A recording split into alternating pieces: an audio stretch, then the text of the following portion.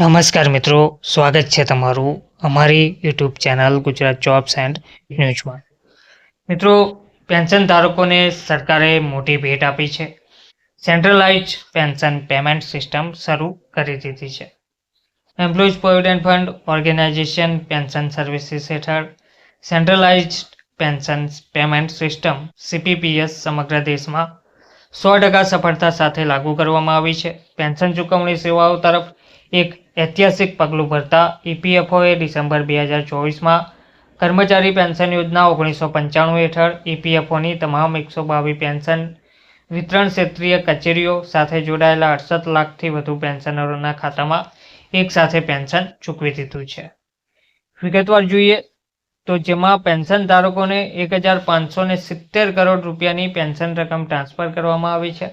નવી EPFO pension સિસ્ટમની સફળતાની જાહેરાત કરતા કેન્દ્રીય શ્રમ અને રોજગાર મંત્રી ડોક્ટર મનસુખ માંડવિયાએ જણાવ્યું હતું કે તમામ પ્રાદેશિક કચેરીઓમાં કેન્દ્રીય પેન્શન ચૂકવણીનો સિસ્ટમનો સંપૂર્ણ અમલ એ એક સીમાચિહ્ન રૂપ છે. EPFOની આ પરિવર્તનકારી પહેલ પેન્શન ધારકોને દેશમાં ગમે ત્યાં કોઈ પણ બેંક અને શાખામાંથી તેમનું પેન્શન એકત્રિત કરવા સક્ષમ બનાવે છે. આમાં પેન્શન ધારકોને ભૌતિક ચકાસણી માટે આવવા જવાની જરૂર રહેતી નથી અને પેન્શન વિતરણ પ્રક્રિયા સરળ બને છે. તો પેન્શન પેમેન્ટની નવી સિસ્ટમ સાથે નવું ધોરણ સેટ કરવામાં આવી રહ્યું છે. માંડવિયાએ જણાવ્યું હતું કે CPPS EPFO સેવાઓને આધુનિક બનાવવા અને પેન્શનરો માટે સુવિધા, પારદર્શિતા અને કાર્યક્ષમતા સુનિશ્ચિત કરવાની પ્રતિબદ્ધતાનો પુરાવો છે. આ દ્વારા પેન્શન ચૂકવણીની દિશામાં એક નવું ધોરણ સ્થાપિત કરવામાં આવી રહ્યું છે.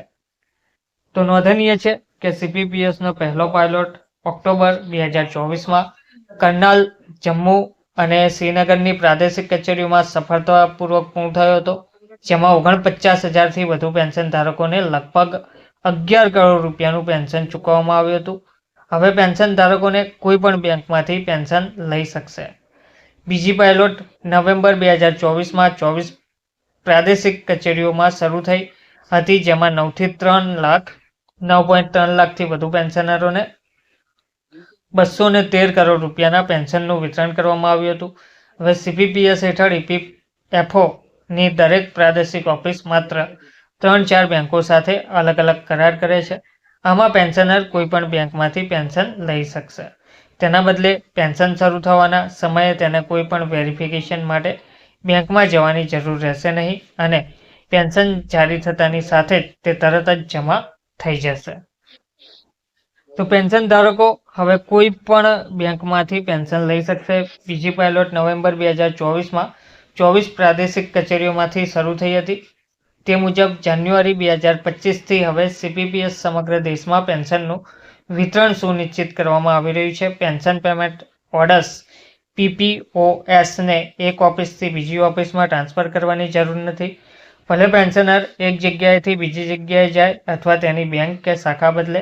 આનાથી નિવૃત્તિ પછી વતન જતા પેન્શન ધારકોને ઘણી સગવડ પણ મળી રહેશે. ધન્યવાદ.